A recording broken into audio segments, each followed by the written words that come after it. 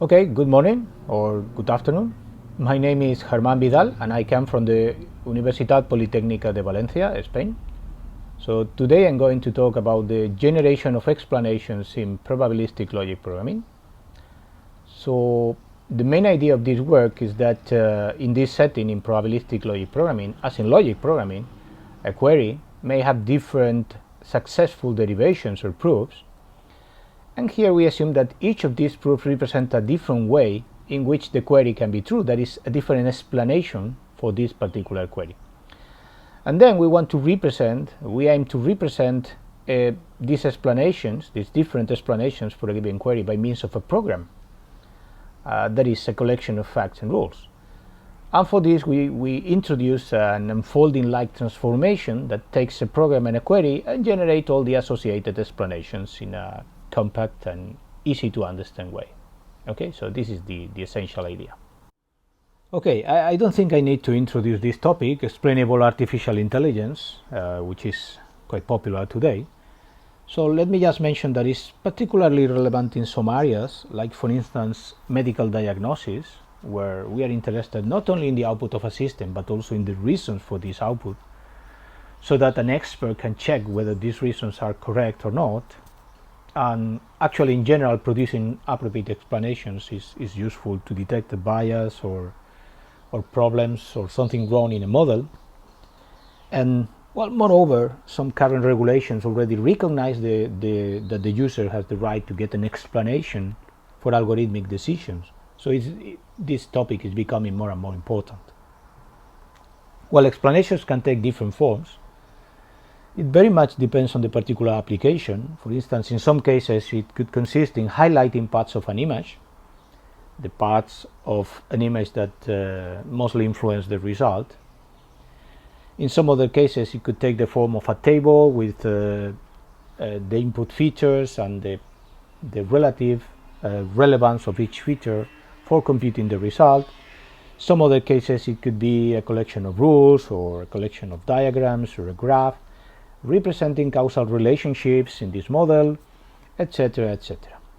So in this work we focus on what is known as symbolic AI, which essentially consists in using a sort of logic formalism to represent our knowledge of a problem or to represent a model. This is the good old artificial intelligence. And let me say that it's gaining popularity again thanks to the combination with statistical approaches in a new field that is called neurosymbolic artificial intelligence. And well, the nice thing of this approach, symbolic AI, is that models are transparent, so we can read and understand the internals of a model, and therefore they are interpretable or explainable by design, which is a very nice feature. Well, within symbolic AI we consider a particular approach that is known as probabilistic logic programming, in which logic programs are extended with probabilities.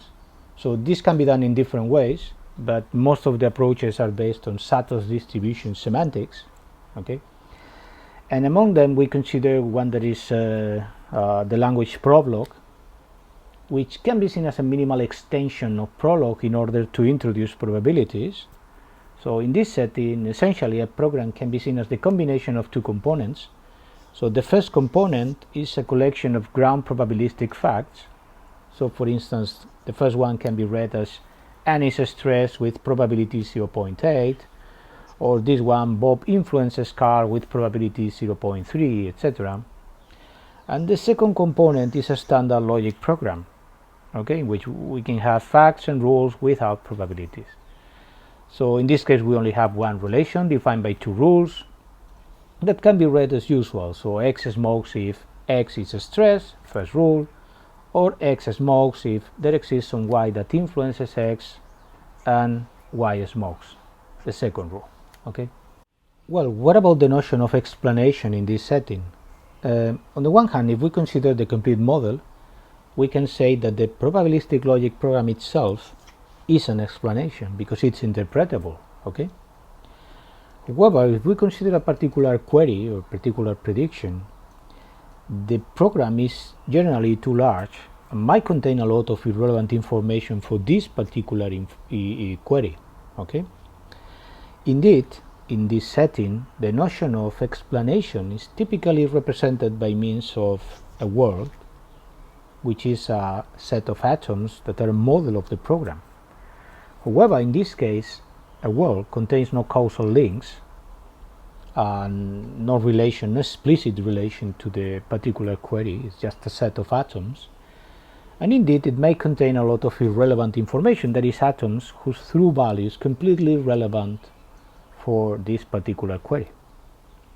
Alternatively, we can consider an SLD tree, but in this case we consider that it's generally too complex. It might contain failing derivations, could be too large, it might include a particular selection strategy for unfolding atoms, etc., etc.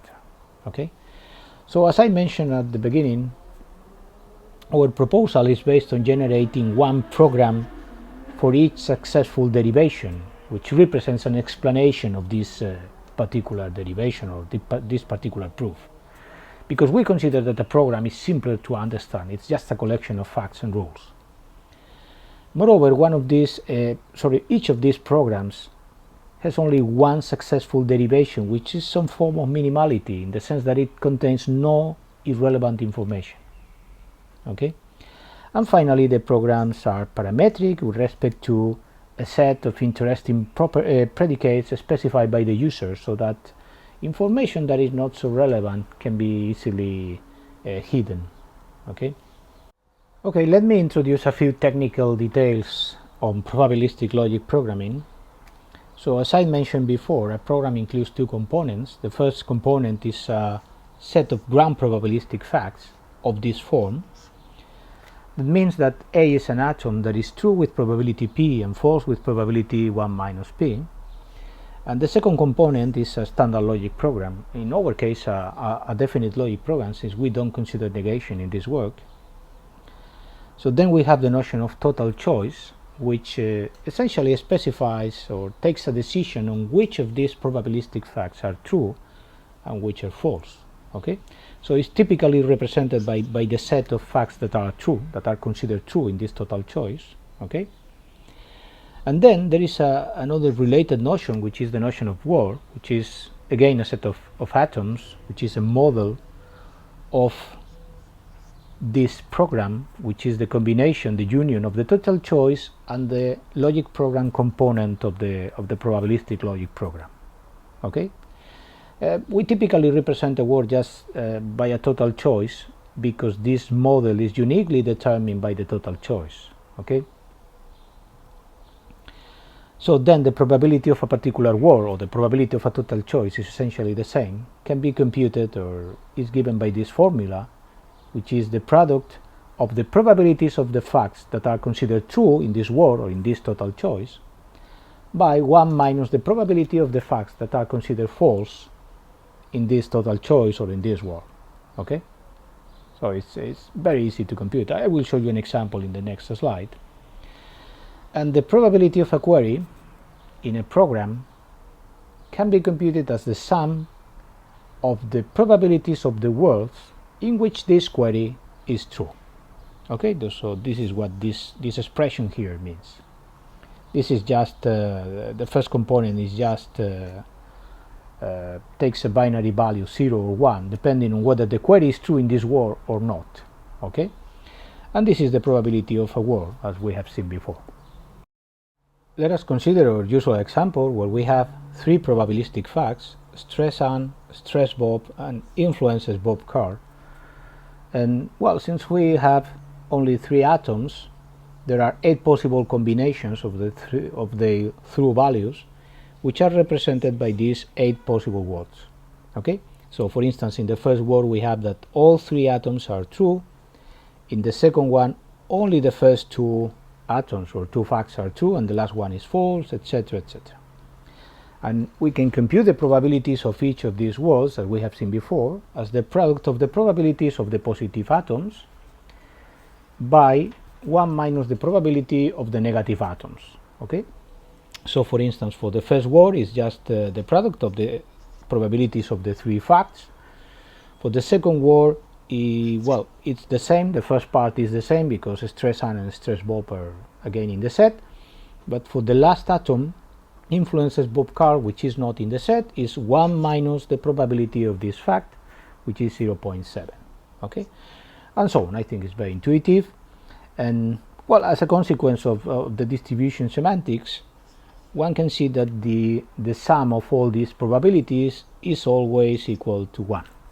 Okay, so what about the probability of a query? In this case, Smoke's car.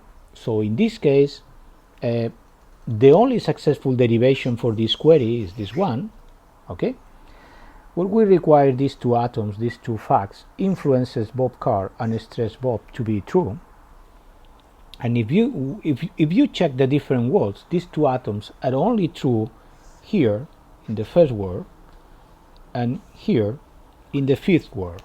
Okay, therefore the probability of this query is obtained as the sum of the probabilities of these two words, which is 0.24. Okay, and actually we can also define the probability of a successful derivation as the product of the probabilities of the facts that are used in this successful derivation. In our case, this gives again the same result, 0.24. Okay, indeed we can consider, okay, perhaps the probability of a query can be obtained as the sum of the probabilities of the successful derivations for this query, but unfortunately this is generally not true. And it's not true simply because we can use the same probabilistic facts in several successful derivations, which means that the set of words associated to each successful derivation, these sets overlap. Okay, so actually it's not so simple to compute the probability of a query, and there's a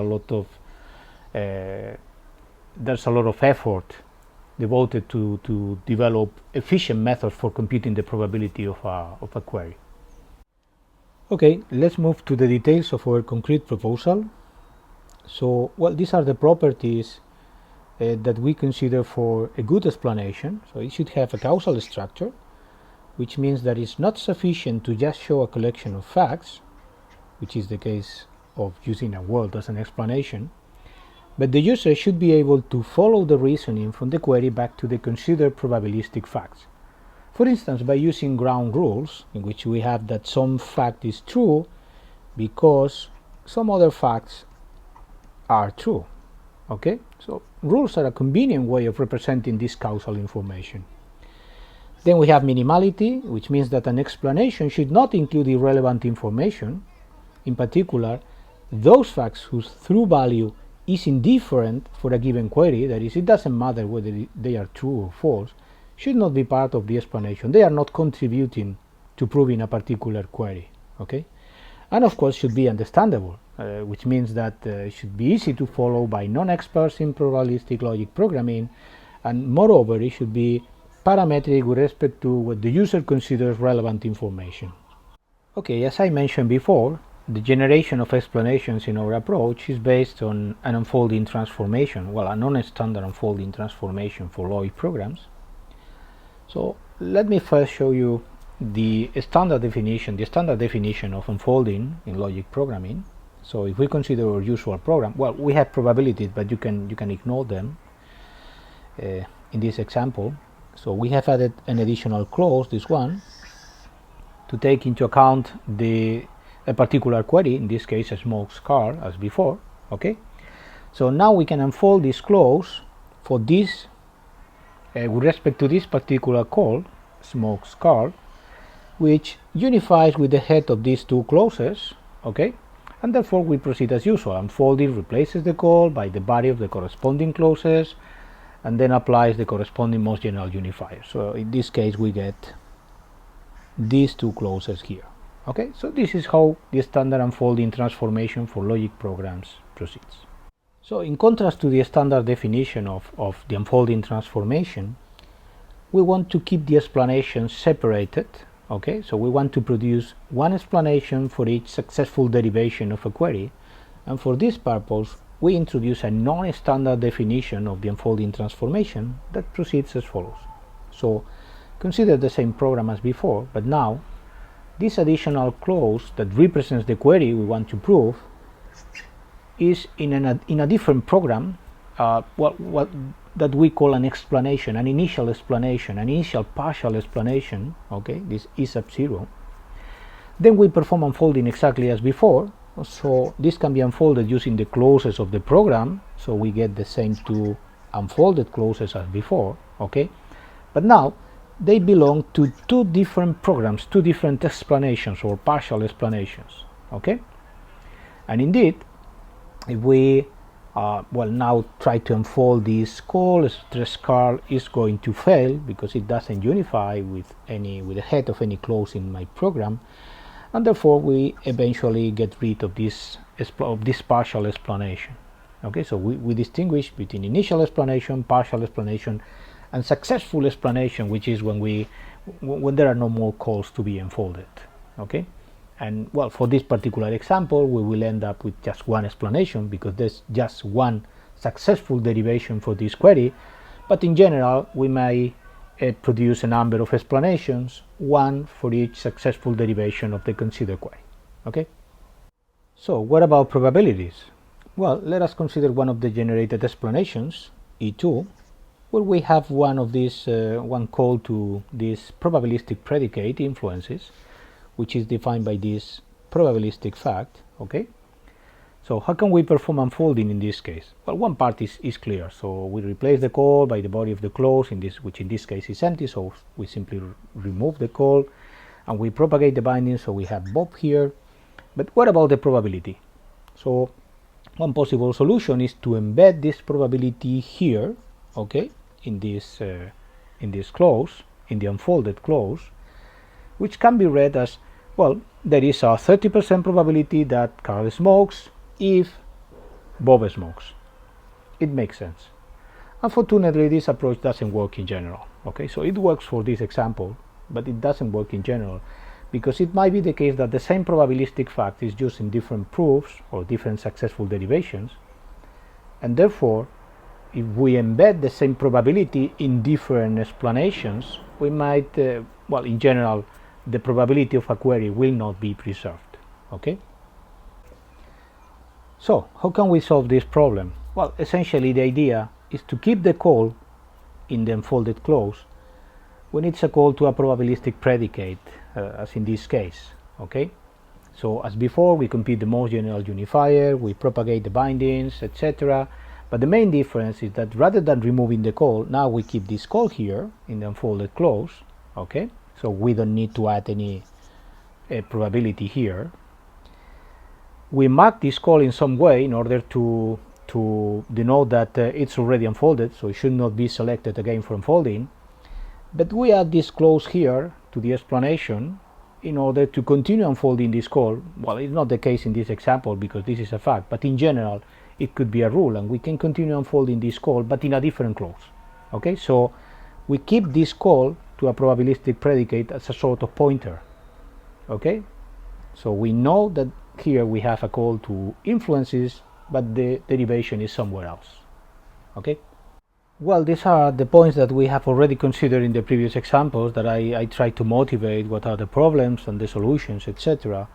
And well, I don't have time to explain the next points. You can find more information in the paper, but well, there are some differences regarding the unfolding of visible and hidden predicates, and also in some cases we need to rename an unfolded predicate in order to avoid in order to keep the correctness of the transformation. Well, you can find more details about these 2 points in the paper. In particular, we have proved that successful derivations are preserved by the transformation. So we have a successful derivation in the original program if and only if we have an explanation with the same or an equivalent successful derivation and that the probabilities are the same. And a much stronger result, which is that the probability of a query is the same in the original program and in the union of the generated explanations. Okay? Well, to conclude, I just want to mention that we have also developed a proof of concept implementation of our approach to generating explanations in probabilistic logic programming. It can be downloaded from this web page. The URL is also in the paper. And well, as future work, we are considering 2 main lines of research. The first one is about considering more general programs, more general probabilistic logic programs. by dealing with some features that we haven't considered in this first approach, like negation, disjuncting probabilistic clauses, etc. And a second line of research is about producing explanations in natural language, which is in principle much easier to understand for the user. Okay, so thanks for your attention, and I'll be happy to answer any questions you may have.